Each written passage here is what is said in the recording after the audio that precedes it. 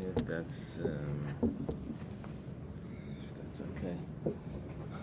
We good? Yeah. Okay, we're gonna start on Where are we? Tzadik. Tzadik Zion.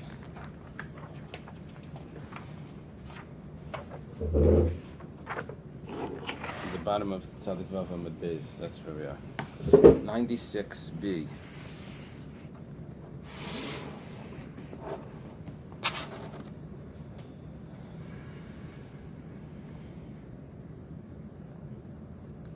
Following along? You follow what's happening here? Yeah? Yeah. It's good. We're going to start at the Mishnah. So you said, I'm sorry, Tzadik Zion base? Tzadik Vav, 96b. We'll do Tzadik Zion. Tarfon? Yeah. The Mishnah says, Reb Tarfon Eimer. Reb Tarfon says, by the way, when it says Reb Tarfon Eimer, not Amar Reb Tarfon, that means that there's a machlekes. Right. When it has the verb after the Yeah, subject. the name, it's an argument. Right, after the subject. Right. It's like Reb Tarfon says this, you know. So Reb Tarfon says, Bishal metchilas haregel yavash beikol haregel. Talking about a pot that's cooking the sacrifice. And we said that after the sacrifice is cooked, then the pot needs to be kashered. It's a special din of Mariko Shtifa.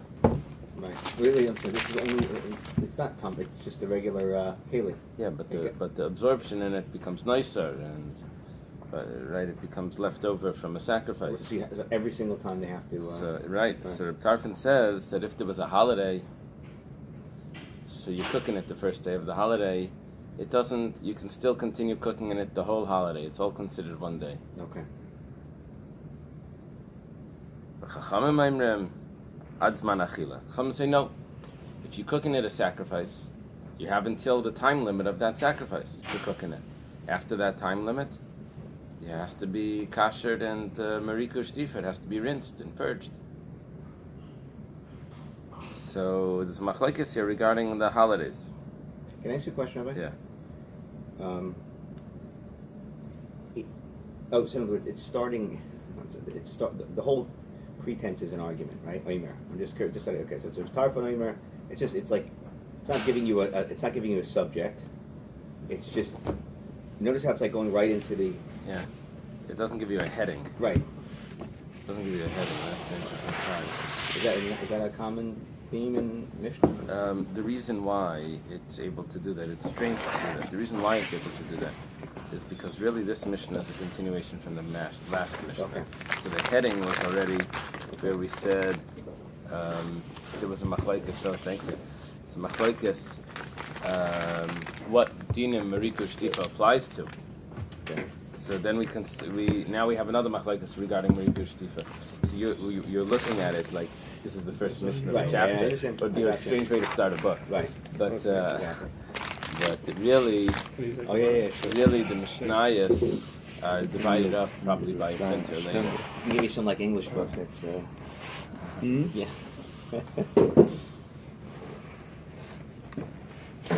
Okay, we started the Mishnah 96b on the bottom. We had a machlekes between the Tarfon and the Chachamim.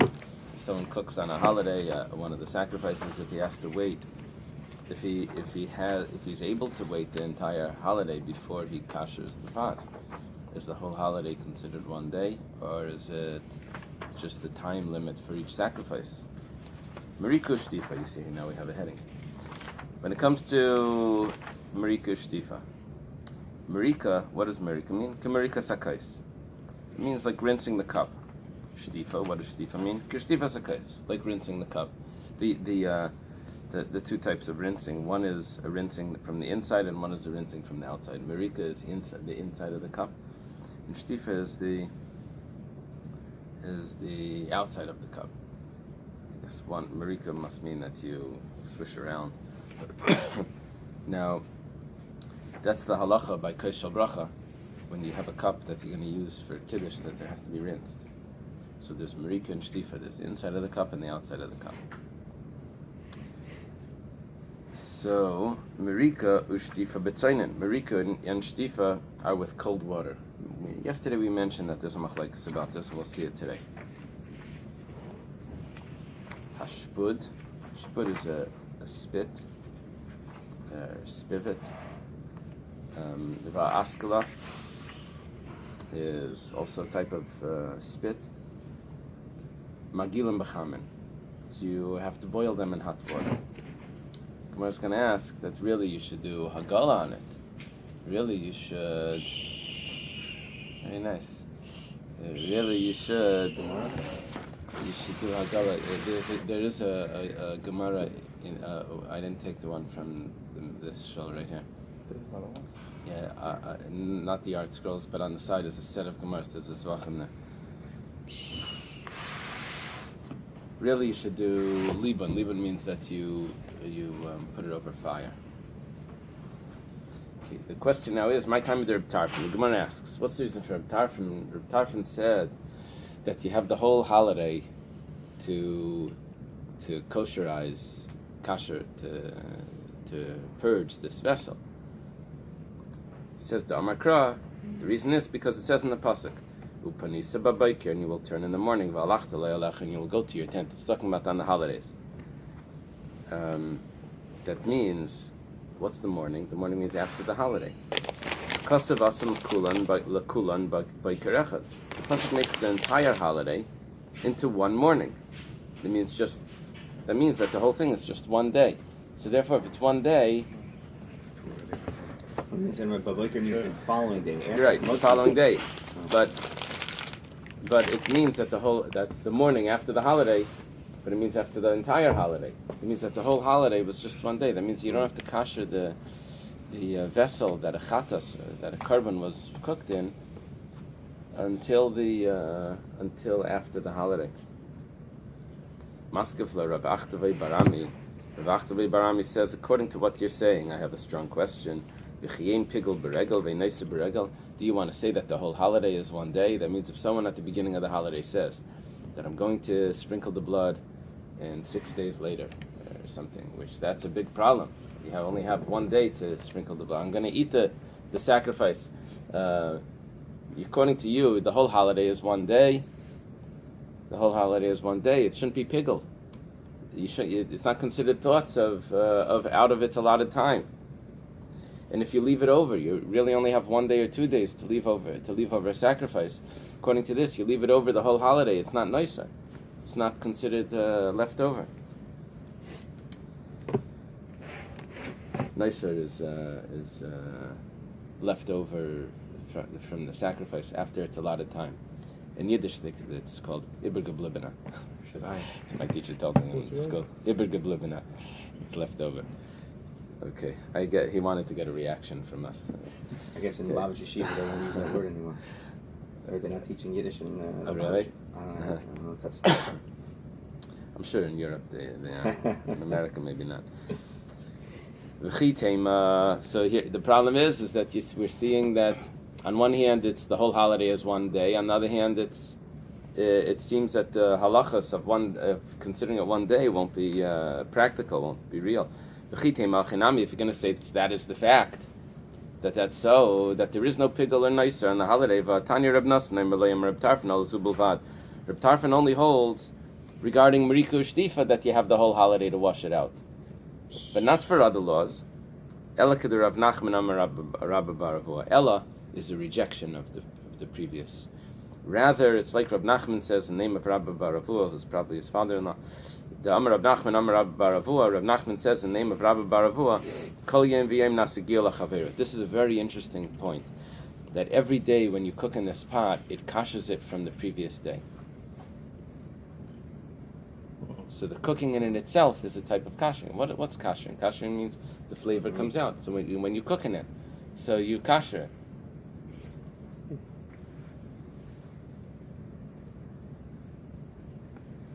What do the Chachamim do with that pasuk? How do they learn Maybe that? they must hold that you need a real kashering. Reb Nachman is the machlekes from Reb Tarfon and the Chachamim on the level of kashering, and also the problem here is, why is this only by a holiday? Every day cook in the pot. Well, how would we answer that? Maybe it's like a b'di'evid, according to Rav Tarfon. He says, "Oh, don't worry about it." No. No. I mean, it's in other words, it's like post facto. It code kashers it. Mm-hmm. It is quoted. I remember something like this. There was a quote from this in Shulchan Aruch. There was an opinion that held certain types of kalim, you don't need to kasher. There was this, and someone was using this. I think it was a bala'it or somewhere that was using this logic that the cooking in it will kasher it itself without the actual. When you kasher, you have to fill it up to the top. There's a lot of things you have to make sure of when you're kashering. It needs to be clean and all of that. Okay. So we're not really explaining. There's a machlekes Reb Tarfon and the Chachamim. Usually we go back and forth and say like what the Chachamim hold about that pasuk. No, but it doesn't seem to do that here. Right. Okay, Rashi points out over here that what you would need to do is you would need to cook a sacrifice that allowed you 2 days to eat. Okay, so what you would do is like this. You would cook a sacrifice that had only 1 day, for example, a chatas. Then you're done by the morning, so it's going to be treif in the morning. You can't use it then. You have to clean it out before you cook again in it. So what you'd have to do is that afternoon, before you finish the sacrifice of the day, you would have to use this pot again for a shlamim. A shlamim would allow you 2 days to eat. So now you've just extended your time. So then the following day you can cook whatever you want, but you have to make sure that the last sacrifice that you cook is another shlamim, which gives you 2 days. Or else by the morning it's going to be treif. You're going to have to kasher it. It must mean that on the holidays, because there were a lot of sacrifices, you had this option of doing this. So, but other times, not necessarily would there be so many sacrifices. Would you be able to always make sure that there was a shlamim at the end to be able to cook in it? The shlamim extends it, basically? Shlamim extends it because that would be the last absorption, which would give you 2 days to eat it instead of the other sacrifices, which only have 1 day. It gives you 2 days. That means the following day you can still cook again, and it wasn't treif. Not treif. It wasn't nicer. It didn't become leftover food. The Chachamim say until the time of the sacrifice. Maika Amar, what are the Chachamim saying? Amar Rav Nachman, Amar Rabba Baravua. Rav Nachman says the name of Rabba Baravua. Mamtin la adzman achila. V'hadar avid la mariku shtifa. Okay, now there's actually two versions of the text here. I have a question. Yeah. Maybe he said whenever you retire something, if it's was on the ash, מתאר באש, but here the shipud say מגעילים אותו בחמים. Yeah, the Gemara is going to ask that. Very good. You and the Gemara, you think exactly the same. Wow, such a genius. Parents, you never knew that I'm genius. You never knew, now you know, parents. You became a roofer? Yeah, it's It's like a shepherd. Sits on the roof all day. So there's two Up on the Closer roof. to Hashem. Exactly. there's two versions here of the text. One text is Kolzman, Mamtin la Kolzman achila. The other version is Adzman achila. The question is, what's the chiddush of this, of Rav Nachman Rabba Baravua? What is he trying? What's his point? What's he saying that we didn't already know? And it could be what he's saying is that you're allowed to leave it until after, or he's saying that you're supposed to kasher it before the end time. If it's Adzman achila. Okay, let's learn it like this: that after the time of eating, then you go ahead and then you kasher, you rinse it out and you purge it. Okay, how do we know this? From where do we learn this? That you have all the time and then you afterwards you kasher it. Rabbi Yochanan misham Abba Yosi ben Abba. Abba Yosi ben Abba. Interesting. Must have been a Sephardi. Right. Unless you hold that two names together, it's a different name. Ksiv, it's written, Umayrak v'shutaf. It says that you rinse it. Inside, you rinse it. Outside. Ksiv, kol zacher b'kayanim yoichal. And all male kayanim will eat it. Hakate said, how do you do this? Mamtin la'adz manachila, v'hadar avad la'mariku shtifa. Now, why are these two verses put together? What's it trying to tell me? That one pasuk, it's pasuk chaf aleph, and pasuk chaf beis. It says, first it says, if it was cooked in an earthenware, then you break it. If it's in a copper pot, it was cooked, then you rinse it. All male kayanim should eat it. Now, why is those two verses put together? It's coming to tell me that all the time of eating, it's not purged. It's purged immediately after the time of eating. Okay. Doesn't sound like such a big chiddush, this Gemara here. Marika, what does it mean? Marika, which means to rinse. Marika sakais, like the rinsing of the cup. Shtifa, what does it mean to rinse? Kashtifa sakais, like the rinsing of the cup. We said one is inside, one is outside. Tanur Rabbanan, there's a brisa. We said every brisa, that's quote, the Tanur Rabbanan, Shri Regain says that it was edited by Reb Chi and Rabbi Shia. That's the significance of saying Tanur Rabbanan. We said that the Tanur Rabbanan never starts with a name. This is interesting because there may be a question on that. Mariku Shtifa B'tzayin and Divrei Rebbe. Mariku Shtifa is both cold water. Yesterday we mentioned that there's a machlekes what Mariku Shtifa is, if it's cold, if one of them is hot. If Marika is hot. Here, Rebbe's opinion is that they're both cold. The Chachamim say that Marika is hot water and Shtifa is cold water. My time of the Rabbanan. What's the reason for the rabbis that they say that one is hot and one is cold? Just like the way you kasher from a non-kosher pot, from a pot that was used by a non-Jew, that first it's hot, you need to put it in hot water. Rebbe Amalach, Rebbe says, Hagala like Kamina. We're not discussing the Hagala. Ki Kamina lemeriku shtifa de basar Hagala. We're talking about the rinsing that's done after the Hagala, after the purging, after the boiling water. For Rabbanan, what do the Rabbanan say? If that would be the case, Imkein lichtav kra oy mayrak mayrak oy shaitav shaitav. If you want to discuss the same thing, that you have to rinse it twice, so why do you say why are you using two words for rinsing? Mayrak v'shutav. If both mayrak and shaitav are cold, so why do you need two words to discuss cold water? So it must be that one of them is hot and one of them is cold. Rebbe says that no, they're both cold. So my mayrak v'shutaf.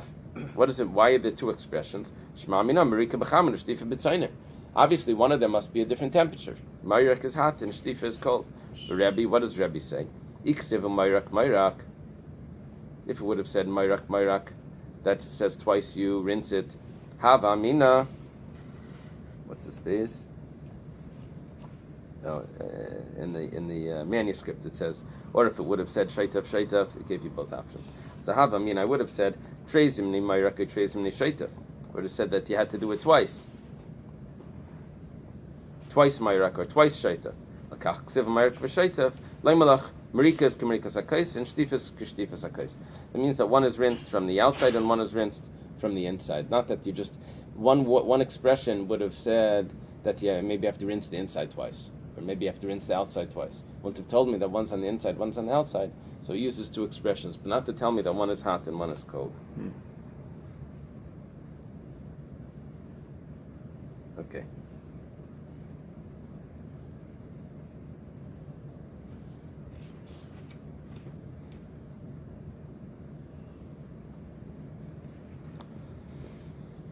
Okay, let's learn the Mishnah, Masnisin. The Mishnah says, Bishul by Kachim v'chul, and let's say you have a pot that was cooked in it both a karban and regular food, or Kachim kadashim v'kachim kalim.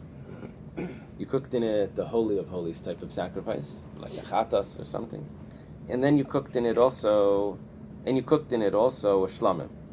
So im yesh ben b'neisin tam, if the more strict one, which would either be the sacrifice into the mundane, or the holiest sacrifice into the secondary holiest, if it has enough to give a flavor, in other words, like 1 in 60, the chulin, the mundane one, is not 60 times more than the sacrifice. So then the rule would be hariyakalim ne'acholin kechamurin shebehen. The shebehen is taken out. Hariyakalim ne'acholin kechamurin. The more lenient one is eaten with the rules of the strict one. It's considered strict. Why? Because it's not nullified. If it's more 60% or more of the let's say kachim kadashim. If it's 60% or more, it's included in it. The kachim column. It's like 1 or 2%. It's 60 times the amount. I'm saying it's like a majority. I'm saying if it's a majority of kachim, as long as it's a majority of the kachim kadoshim or the the other way. Oh, the other way around. No, if not majority, if there's a flavor from the kachim into the chulin or kachim kadashim into the kachim there's a flavor. Flavor is a very small amount. It's 1 in 60. Okay. So how do we say? How do we measure it? Yeah. So in other words, if you have two things, a kachim, you have the taste of you have chulin, but you have the taste of something from kachim. So if that taste would be, if you can taste it, which we measure today 1 in 60. Okay. So then you would have to consider it as kachim. Okay. Because it has the flavor of kachim. Well, actually, we wouldn't actually need to do 1 in 60 because you could get a kayan to taste it. Yeah. You get a kayan to taste it and see if it has that flavor. Now it would need to be a special kayan that can tell flavors, All the kohanim know the flavor. They love meat, most of the kohanim. I know, but can you tell the difference? Which meat is in here? Which? They can. Seriously. Not. It could be the same meat, right? Same. Well, if it would be the same meats, it would be very hard to tell. And it would have to be a different flavor to be able to taste it, a different substance. Okay, the next thing is she loved meat, right? Ve'enan tunim riku shtifa, ve'enan paislim b'maga. This is going to be a big problem because what does it mean? You don't have to rinse it out, and it doesn't make anything. The Gemara is going to have to amend this.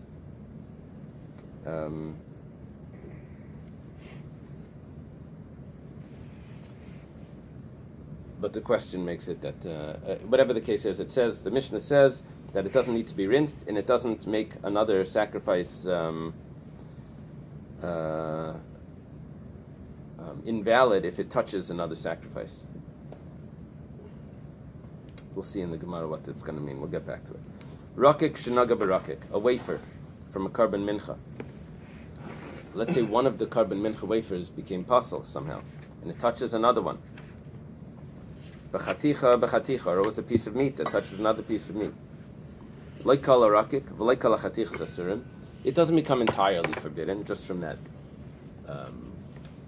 touch, just from that contact. It's only that place where it absorbed. That's going to be what's forbidden. That's but if it's rakik, it's a dry materials, right? So and right, but it does have oil in it. Oh, but it would only be that spot where it touches. See, the rabbi tricked you. Ma'ika Amar. What does the Mishnah mean when it says im yesh b'em b'neisin tam, if it gives a flavor? So the Gemara says, what's this aleph? This looks like a bach. Hachi kamar. This is what it should say. This is what it means to say. Im yesh b'em b'neisin tam, that if there's a flavor from the more strict one into the more mundane one, or less strict, then the less strict one needs to be eaten with the laws of the strict one, because the more strict sacrifice gave the flavor into the other one. And it does need to be washed. Notice how we just amended the Mishnah. The vessel does need to be washed. Let's say it was you cooked in it chulin, but there was a flavor of of kudshim in it. You still have to rinse the pot because the flavor is there. And you have to eat it as And you have to eat it as kudshim. This flavor does not have 60. If it doesn't have 60, yeah. Then you would have to rinse the pot. Upaislim b'maga. And if one of these was puzzle and it touches another one, so if let's say the kudshim was puzzle and it gets absorbed into the chulin, now this chulin touches something else, so not only has it absorbed the kudshim, but it's absorbed the kudshim that's puzzle, and it could make something else puzzle as well. Ein behem b'naisin tam, but let's say there is no flavor. So ein akalim ne'achalim kachamurim. The more lenient one does not need to be eaten like the strict one. Ve'ein tunim riku shtifa, and it does not need to be rinsed. That would be what the Mishnah is referring to when it says ve'ein tunim riku shtifa. It's referring to the other case, the reverse. The ein paislim b'maga, and it does not make something impure, something puzzle just by touching. So the Gemara asks,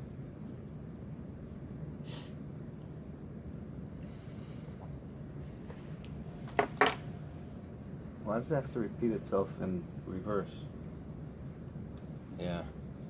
You know Well, what I'm saying? there was a problem in the Mishnah. The Mishnah said, "Ein tunim riku shtifa," on the case where it was leading up to, it should require riku shtifa. So what the Gemara did was it says that there were two cases there. One was when it has the flavor, and it taka does need riku shtifa, it does need to be rinsed.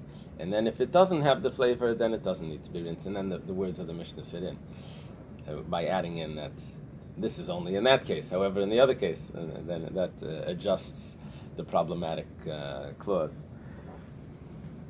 Okay.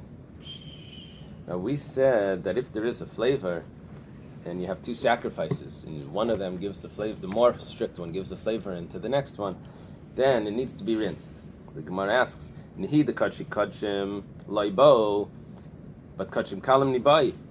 If there was no flavor from the more strict one, because there was so much of the more lenient one, that the more strict one was nullified.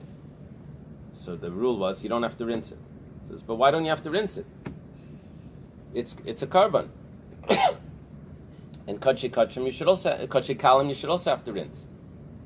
So Amar Abaya, my ein tu'unim de ka'amar.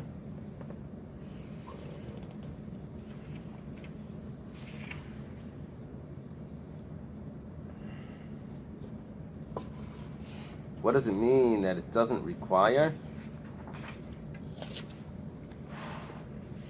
kudshim? Doesn't require the Merikush Shtifa after the first day of kudshim. Aval kudshim kalim tu'unim.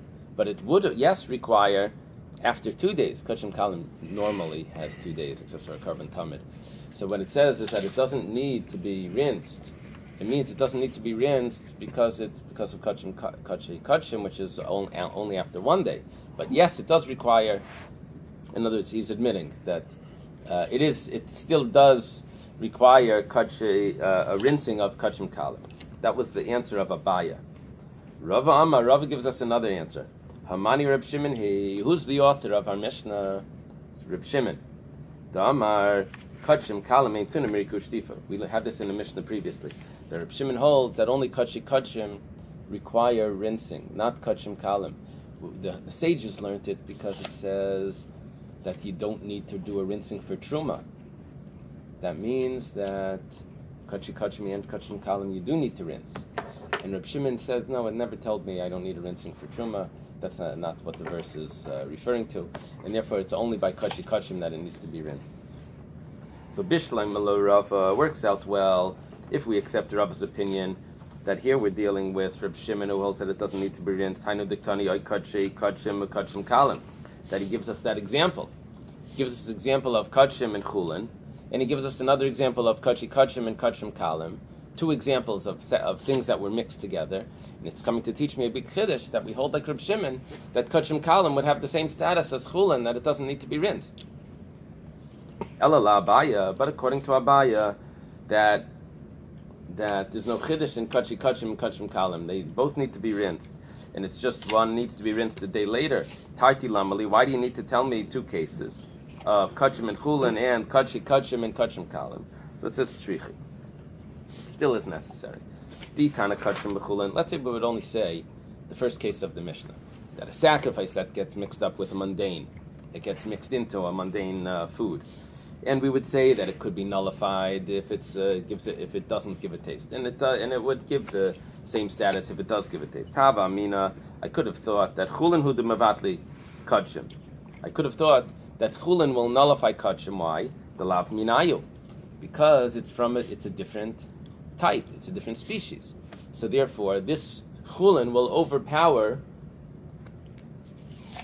the kachim. Yeah. Yeah, but despite that, if there's a stronger taste of the kachim, how is that an answer? I'll tell you, because